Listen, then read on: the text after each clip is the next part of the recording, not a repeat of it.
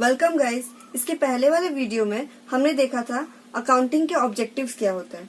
इस वीडियो में हम देखेंगे कि आइटम्स को आइडेंटिफाई कैसे करना है। बट आइटम्स को आइडेंटिफाई करने के पहले हमें कुछ कंसेप्ट्स, गाइडलाइंस, प्रिंसिपल्स, रूल्स जो कि बहुत ही ज्यादा इम्पोर्टेंट है ट्रांजैक्शंस को रिकॉर्ड करने के लिए, ये सब जानना बहुत जरूरी है। ये कंसेप्ट्स, कन्वेंशंस, गाइडलाइंस ये किनके थ्रू दी गई है? Institute of Chartered Accountant of India, ICAI। किनके थ्रू? ICAI। इनके थ्रू ये कंसेप्ट्स, गाइडलाइंस, प्रिंसिपल्स दी गई है। अब ये प्रिंसिपल्स क्यों दी गई है ये समझते हैं। देखिए, अगर सभी अपने हिसाब से अकाउंटिंग करेंगे तो दूसरों को समझ कैसे आएंगी।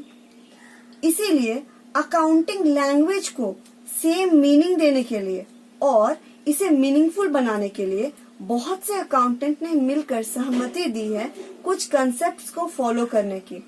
ये कंसेप्ट्स बहुत इम्पोर्टेंट है कि हम फॉलो करें, ताकि हम जो भी फाइनेंशियल स्टेटमेंट्स तैयार करें, फाइनेंशियल स्टेटमेंट का मतलब क्या होता है? Trading account, PL account, balance sheet, ये जब हम तैयार करें तो कोई भी गड़बड़ी ना हो, कोई भी डिफिकल्टी का सामना हमें ना करना पड़े।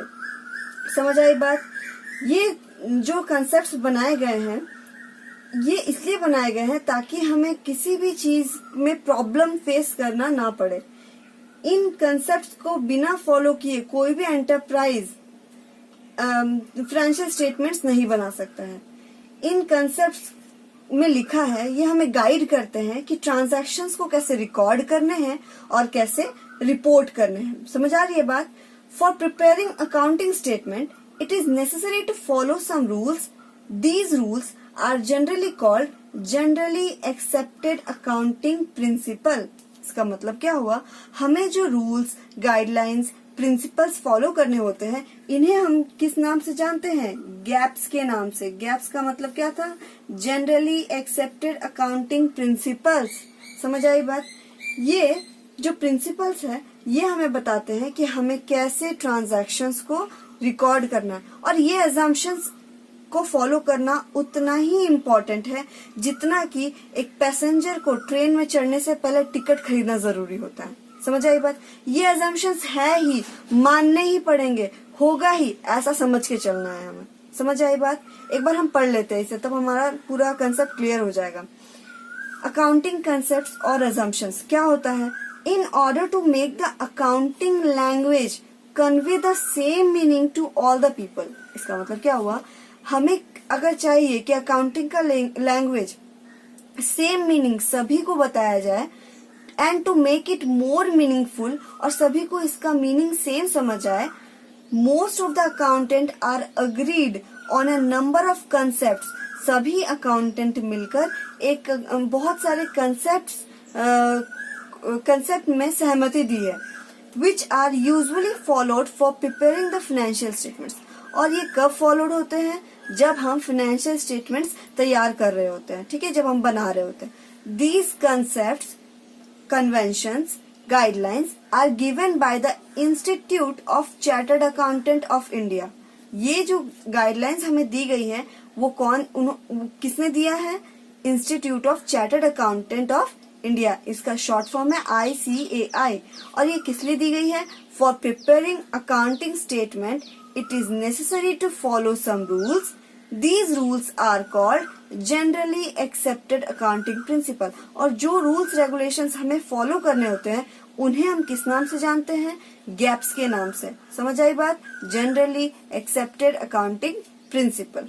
ठीक है, तो हमें यहाँ पर ये समझना चाहिए कि जितने भी अकाउंटेंट है ऑल ओवर इंडिया में, तो वो लोग यही सारे सिस्टम, यही सारे अजम्पशंस को फॉलो करते हैं। इसके बाहर हमें नहीं जाना। ये अजम्पशंस है ही, हमें फॉलो करने ही होंगे, इसके हिसाब से चलना है।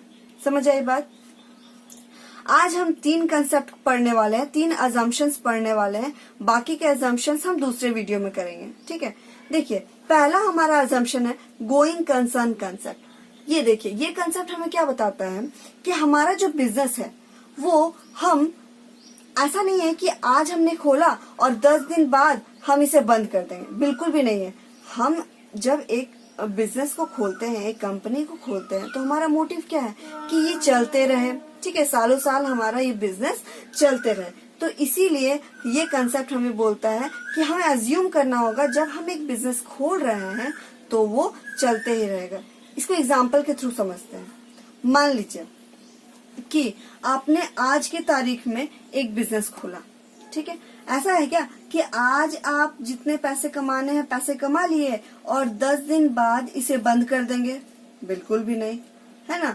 और अगर मान लीजिए हम पहले ही बोल देते हैं कि हमारा बिजनेस 15 डेज में या 10 दिन में बंद होने वाला है, तो क्या हमारा कोई भी क्रेडिटर हमें उधार में सामान देगा? क्या बैंक्स हमें लोन प्रोवाइड करेगा? क्या हमारे इन्वेस्टर्स जो हमारे बिजनेस में इन्वेस्ट करना चाहते हैं वो क्या हमारे बिजनेस में इन्वेस्ट करेंगे? नहीं। और तो और मान लीजिए वैसे एक्सपेंस, वैसे खर्च जो हम प्रीपेड कर चुके हो, प्रीपेड का मतलब क्या होता है कि हमने ऑलरेडी पेमेंट कर दिया, ठीक है, ये हमने प्रीपेड तो इसी मोटिव से किया ना कि हमारा बिजनेस चलता ही रहेगा, रुकेगा नहीं, है ना। तो गोइंग कंसर्न कंसेप्ट हमें बताता है कि हमारा बिजनेस चलता ही रहेगा जब तक कोई वैलिड रीजन ना मिले इसे बंद करने का। समझे बात? जब तक कोई वैलिड रीजन ना मिले बिजनेस को बंद करने का, हमारा बिजनेस बंद नहीं होगा। बिजनेस कोई खेल नहीं है कि हमारा मूड कर रहा है आज हम बिजनेस खोल दे, कल हम बंद कर दे, नहीं, ऐसा नहीं होगा। समझे बात? अब हम इसे पढ़ते हैं। Going concern concept, as per this concept, इस कंसेप्ट के मतलब है it is assumed that the business will continue to exist. ये बिजनेस कब तक कंटिन्यू करेगा? For a long period in the future, हमारे भविष्य में भी हमारा जो बिजनेस है वो चलता ही रहेगा। The transactions are recorded in the books of business, जो ट्रांजैक्शंस हम रिकॉर्ड करेंगे अपने बुक्स में बिजनेस का, on the assumption that it is continuing business. हम अपने ट्रांजैक्शंस को जब रिकॉर्ड करेंगे तो हमारे दिमाग में एक बात फिट रहनी चाहिए, क्या कि हमारा जो बिजनेस है वो आज के टाइम पे बंद नहीं हो रहा, ये हमारे भविष्य में भी चलता ही रहेगा। फर्स्ट कंसेप्ट समझ आई। सेकंड कंसेप्ट बहुत इंपॉर्टेंट, क्या है वो? Consistency concept. ये कंसेप्ट हमें बताता है कि अगर हम अपने अकाउंटिंग प्रैक्टिस में कोई एक मेथड फॉलो कर रहे हैं तो वही मेथड हमें सालों साल हमें फॉलो करने ही होंगे। इसको हम एग्जाम्पल के तहत समझते हैं। देखिए, हमारा जो एसेट्स है, एसेट्स का मतलब होता है हमारा सामान, ठीक है, हमारा फिक्स्ड एसेट्स, ठीक, हमारे फिक्स्ड एसेट्स की वैल्यू घटती है तो उसे हम डेप्रिसिएशन कहते हैं। समझ आई बात? ये डेप्रिसिएशन हमें कैलकुलेट करने पड़ते हैं हर साल, ठीक है। अब मान लीजिए कि हमारा डेप्रिसिएशन कैलकुलेट करने का दो मेथड है, दैट इज एक है स्ट्रेट लाइन मेथड और दूसरा मेथड है हमारा रिटन डाउन वैल्यू मेथड। ये दोनों ही मेथड इम्पॉर्टेंट है, बट इन दोनों में से ऐसा नहीं है कि हम एक साल में स्ट्रेट लाइन मेथड फॉलो कर रहे हैं और दूसरे साल में written down value method follow कर रहे हैं, ऐसा नहीं है। पहले थोड़ा सा समझ लीजिए, ये अलग से चैप्टर, उसमें हम डिटेल में समझेंगे, थोड़ा इसका रिव्यू देख लीजिए। स्ट्रेट लाइन मेथड में क्या होता है, मान लीजिए हमारा एक मशीनरी है, उसका दाम है 1 लाख, ठीक है, 1 लाख में हमने वो मशीनरी परचेज की थी और हमने डिसाइड किया कि हम हर साल इस मशीनरी का 10% करके डेप्रिसिएशन करेंगे। मतलब पहला साल में हम 1 लाख का 10% करते हैं, दैट इज 10,000। समझ आई बात? अब दूसरे साल में भी हम 1 लाख का 10% करके डेप्रिसिएशन करेंगे, तीसरे साल में भी हम 1 लाख का 10% करके डेप्रिसिएशन चार्ज करेंगे। ये कौन सा मेथड हुआ? स्ट्रेट लाइन मेथड हुआ। समझ आई बात? दूसरा मेथड जो है रिटर्न डाउन वैल्यू मेथड, ये हमें क्या बताता है कि मान लीजिए वापस से हमारा मशीनरी का दाम 1 लाख ही है, ठीक है, और हमने डिसाइड किया कि हम वापस से रेट 10% ही रखेंगे, बट इसमें तरीका थोड़ा सा अलग होता है। इसमें क्या है कि मान लीजिए पहले साल में हमने 1 लाख का 10% निकाला, दैट इज 10,000। ये हमारा पहले साल का डेप्रिसिएशन हुआ। अब इस मशीनरी का बचा हुआ अमाउंट कितना है, बैलेंस कितना है? 90,000, ठीक है।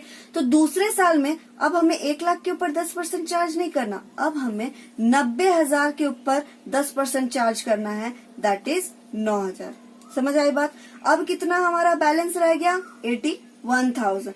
अब तीसरे साल में हमें 81,000 के ऊपर 10% चार्ज करना है, वो कितना हो गया, 8,100।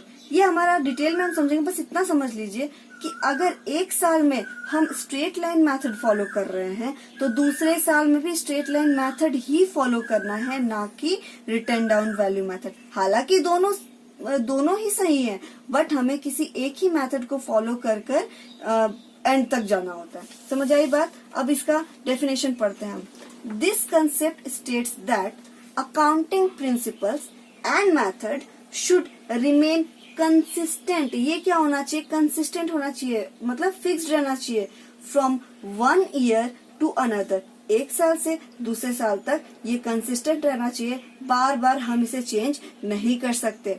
This should not be changed from year to year in order to enable the management to compare the profit and loss account and balance sheet of the different parties and draw important conclusion about the working of the enterprise। क्यों हमें change नहीं करना है ये भी बता दिया गया है। मान लीजिए कि अगर हम ये मेथड एक साल में फॉलो कर रहे हैं और दूसरे साल में ये मेथड फॉलो कर रहे हैं, तो हमारा प्रॉफिट एंड लॉस वेरी कर जाएगा। ठीक है, हम कभी भी उसे कंपेयर नहीं कर पाएंगे अपने फाइनेंशियल स्टेटमेंट्स में। हमारा जो प्रॉफिट एंड लॉस बनता है, ट्रेडिंग बनता है, बैलेंस शीट बनता है, उसे हम एक साल से दूसरे साल में कंपेयर नहीं कर पाएंगे। इसीलिए हमारा अजम्पशंस कहता है कि हमें कोई भी मेथड फॉलो करो, बट वही मेथड हमें फर्स्ट से लेकर एंड तक वही मेथड को फॉलो करना है। लेकिन यहाँ पर और एक क्राइटेरिया है। क्या क्राइटेरिया, कि अगर हमें लगता है कि दूसरा मेथड पहले वाले से ज्यादा अच्छा है, हमें ज्यादा बेनिफिट प्रोवाइड करेगा, तब हम कर सकते हैं। ठीक है, लेकिन जनरली हमें वही मेथड फॉलो करने हैं जो हमने पहली बार किया है। समझ आ गई बात। ठीक है, नेक्स्ट हमारा तीसरा जो कंसेप्ट है वो है accrual concept. Most important concept, ये हमें बहुत ही ज्यादा हेल्प करेंगे ट्रांजैक्शंस को रिकॉर्ड करने में। वैसे तो सारे ही कंसेप्ट हमें हेल्प करेंगे, बट ये बहुत इंपॉर्टेंट है, इन्हें समझो। ठीक है, देखिए इन्हें हम एग्जाम्पल के थ्रू। आपका एक कस्टमर आता है जिसे मशीन खरीदनी है 50,000 की। ठीक है, बट उसने कहा कि मैं आज 50,000 पैसा नहीं दूंगा, मैं 1 हफ्ते बाद आकर पैसा दे जाऊंगा। ठीक है, तो आप ये जो ट्रांजैक्शन हुआ है ये कब आप रिकॉर्ड करेंगे, जब 1 हफ्ते बाद आपका कस्टमर आपको पैसा देगा तब, या फिर जब आपने उधार में सामान बेचा तब।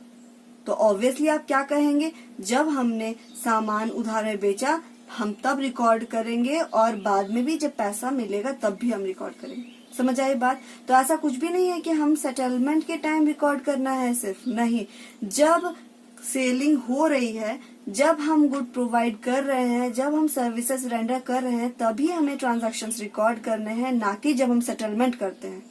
समझ आई बात। अब इसे इंग्लिश में हम देख लेते हैं इसके डेफिनेशन को। Accrual concept, according to this assumption a transaction is recorded in the books of account at the time when it is entered into।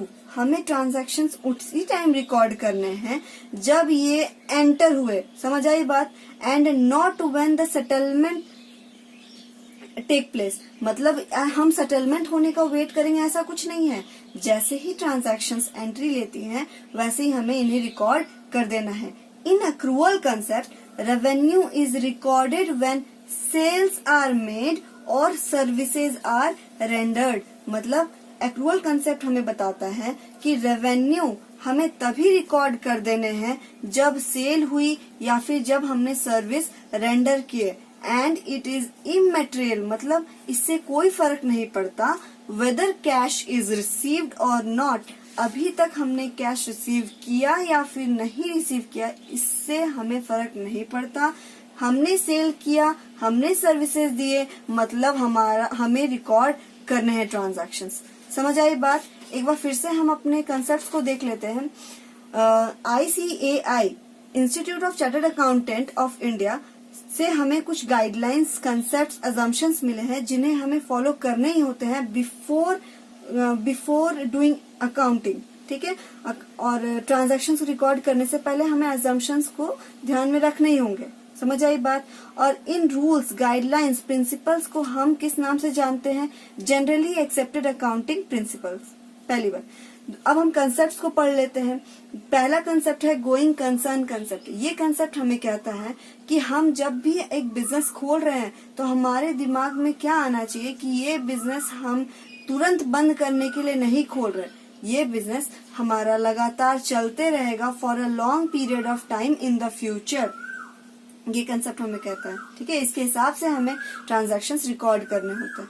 दूसरा हमारा जो कंसेप्ट है वो कंसिस्टेंसी कंसेप्ट है। ये कंसिस्टेंसी कंसेप्ट हमें कहता है कि एक बार जो अकाउंटिंग प्रैक्टिस हमने अडॉप्ट कर ली उसी को हमें सालों साल मेंटेन करना है, ठीक है। ऐसा नहीं कि एक बार पहले साल में हम दूसरा मेथड फॉलो कर रहे हैं, दूसरे साल में हम तीसरा मेथड फॉलो कर रहे हैं।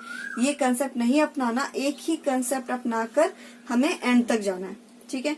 तीसरा जो हमारा कंसेप्ट है दैट इज एक्चुअल कंसेप्ट। ये कंसेप्ट हमें बताता है कि हमें तब ट्रांजैक्शंस को रिकॉर्ड करने हैं जब वो हुए हैं, ना कि जब उनका सेटलमेंट हो रहा है, ठीक है। जब सेलिंग हो रहे हैं, जब सर्विसेज रेंडर कर रहे हैं, उसी टाइम ट्रांजैक्शंस को रिकॉर्ड करने हैं, ना कि सेटलमेंट का वेट करना है। सो गाइज, आज हमने 3 कंसेप्ट पढ़े। इनके बाद वाले वीडियो में हम बाकी सारे अपने कंसेप्ट पढ़ेंगे और अच्छे से समझेंगे। Thank you for this.